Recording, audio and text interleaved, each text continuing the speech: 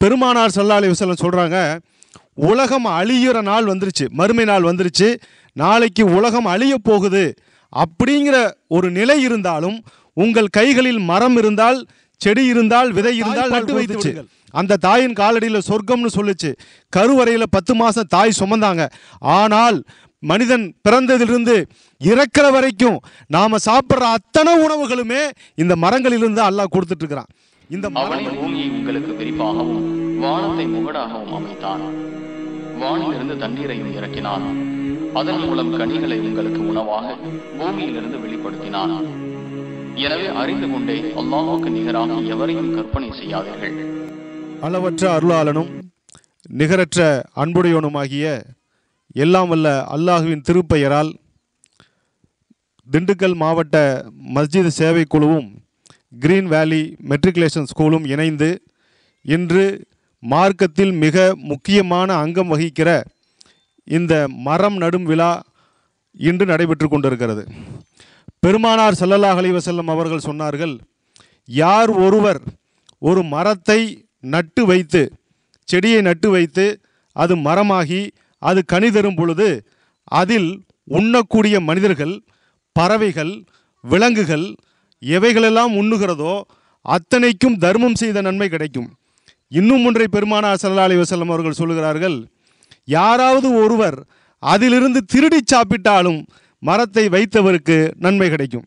இன்னொன்று ரொம்ப நமக்கெல்லாம் தெரியாத ஒரு ஹதீஸ், ஒன்று ரொம்ப ஆச்சரியமான ஹதீஸ் இந்த மரம் சம்பந்தமாக.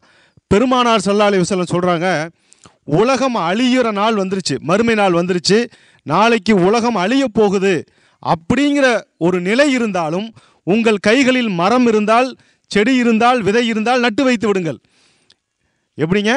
உலகம் அழிய போகுது அப்படிங்கிற ஒரு நாள் வந்தாலும் கூட ஒரு செடியோ மரமோ இருந்தால் நட்டு வையுங்கள். என்ன காரணம்னா, நபி ஸல்லல்லாஹு அலைஹி வஸல்லம் சொல்கிறாங்க, உலகமே அழிய போகுது, இனிமேல் யார் பூமியில் வாழ போகிறது இல்லை, யாருக்கு இந்த மரம் தேவையில்லை, அப்படி இருந்தாலும் நட்டு வைங்க. அப்படின்னா இன்னும் பூமியில் மனிதர்கள் வசிக்கும் போது, இன்னும் பூமியில் நீண்ட காலம் இந்த பூமி இருக்கும் பொழுது நாம் மரத்தை நட்டு வைக்க வேண்டிய அவசியம் என்ன என்பதை நமக்கு பெருமானார் உணர்த்துறாங்க. நாம் எல்லாரும் நன்றி உள்ளவங்களாக இருக்கணுங்க. நம்ம தாய் நமக்கு ஒரு முறை தாய்ப்பால் கொடுத்துச்சு. அந்த தாயின் காலடியில் சொர்க்கம்னு சொல்லுச்சு. கருவறையில் 10 மாதம் தாய் சுமந்தாங்க. ஆனால் மனிதன் பிறந்ததிலிருந்து இறக்கிற வரைக்கும் நாம் சாப்பிட்ற அத்தனை உணவுகளுமே இந்த மரங்களிலிருந்து அல்லாஹ் கொடுத்துட்ருக்கிறான். இந்த மரங்கள் தான் நமக்கு உணவு கொடுக்கறது. சூரா அல்லாஹ் தஆலா 55வது சூரா அர்-ரஹ்மானில் 6வது வசனத்தில் அல்லாஹ் சொல்கிறான், அதாவது ஒவ்வொரு மரங்களும் அல்லாஹ்வை சுஜூது செய்து கொண்டிருக்கிறது, அல்லாஹ்வை வணங்கி கொண்டிருக்கிறது, ஒவ்வொரு மரமும் செடியும்.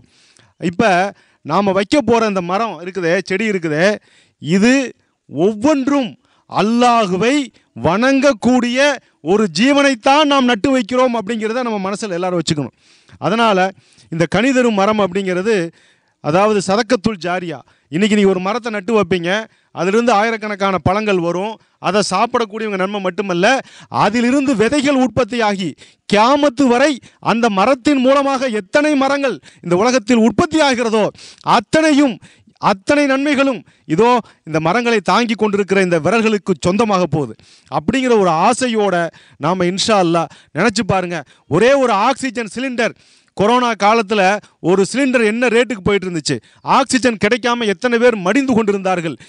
ஆனால் இந்த ஆக்சிஜனை அல்லாஹு தாலா இலவசமாக இந்த மூலியமாக கொடுத்துட்ருக்குறான்.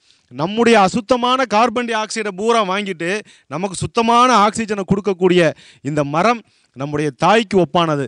நம்முடைய முன்னோர்கள் தமிழர்கள் என்ன சொல்லுவாங்களா, வீட்டில் இது எனக்கு முன்னாடியே எங்கள் அப்பா வச்ச மரம், அதனால் எனக்கு அண்ணன்னு சொல்லுவாங்களாம், எனக்கு பின்னாடி வச்ச மரம் இது தம்பின்னு சொல்லுவாங்களாம். இப்படி நம்முடைய தமிழர்கள் இந்த மரங்களை அண்ணனாக, தம்பியாக, அம்மாவாக, தாத்தாவாக, பாட்டியாக, உறவுகளாக, குடும்பத்தில் உள்ள உறுப்பினர்களாக அதை கொண்டாடி இருக்கிறார்கள். அப்படிப்பட்ட அந்த மரத்தை இன்றைக்கி நம்ம வைக்கிறோம்.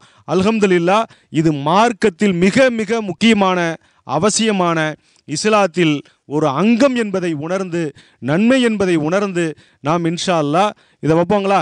இது மட்டுமல்ல, இந்த வீடியோ பார்க்கக்கூடியவங்க எல்லாருமே நம்முடைய மஸ்ஜித் சேவை குழுவின் மூலமாக எங்கேயெல்லாம் மஸ்ஜித் சேவைக்குழு சிறப்பாக செயல்பட்டு கொண்டிருக்கிறதோ அடுத்த அஜெண்டாவாக லட்சக்கணக்கான மரங்களை இந்த பூமியில் நாம் நட்டு வைக்க வேண்டும். நாம் ஒவ்வொரு மாவட்டத்திற்குள்ளேயும் நகரத்திற்குள் ஒரு காட்டை உருவாக்க வேண்டும் இன்ஷா அல்லாஹ்.